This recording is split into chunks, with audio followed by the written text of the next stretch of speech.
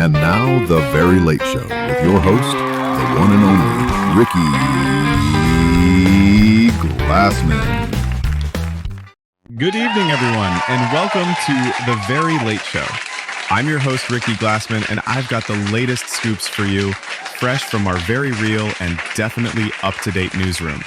Let's start with tonight's first news. This morning, some residents of Los Angeles woke up to see the word Hollywoodland written in giant letters across the hill. It is apparently some kind of marketing stunt to promote a brand new housing development. If you ask me, when advertisers have to go this far, it is probably not the kind of neighborhood that's going to sell itself. Anyway, this hideous sign will probably be dismantled in a few weeks. France now, where philosopher René Descartes has just declared, "I think, therefore I am."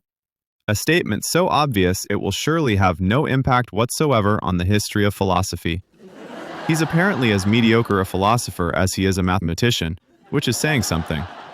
Some say it is more profound than it seems, but, I'm kind of a Cartesian, so... Anyway. Leonardo da Vinci, a little painter from Florence, has just unveiled his latest work, the Mona Lisa. Looks like someone skipped a few art classes. What a botched job. I mean, look at that smile. How vulgar. And that plainness. That realism. No one's interested in that. Even my 11th daughter, the only one still alive, could paint better than this. Honestly, I don't see this one hanging in any museum. Not even a small one. This afternoon, a small meeting will be held at the Theater of Pompey between Julius Caesar and a few of his colleagues from the Senate. Nothing major, just a friendly little discussion. Standard Roman politics stuff. Nothing sharp. Certainly not a day that will go down in history.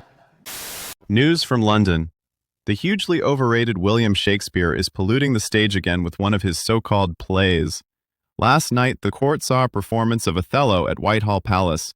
As usual, the story isn't even his, just another plot stolen from the Italians, and the dialogue is a swamp of bad jokes and endless metaphors. Let's be honest, with writing like this, he'll be forgotten as quickly as this new plague epidemic. No way either of them will still be around in a few centuries. So, apparently the English King Edward III thought he had the right to the French crown because his mom was French royalty. The French, of course, said, "Nice try, but no." So now we've got England and France gearing up for what looks like a little inheritance dispute. It'll probably last a few months, tops. Could you imagine this thing dragging on for, 100 years? In today's news, milk. Yes, apparently it comes out of cows, and was discovered thanks to some practices that were, let's say, unusual. Don't ask me how. But hey, at least we now have something to dip our cereals in. Now we just need to invent Saturday morning cartoons.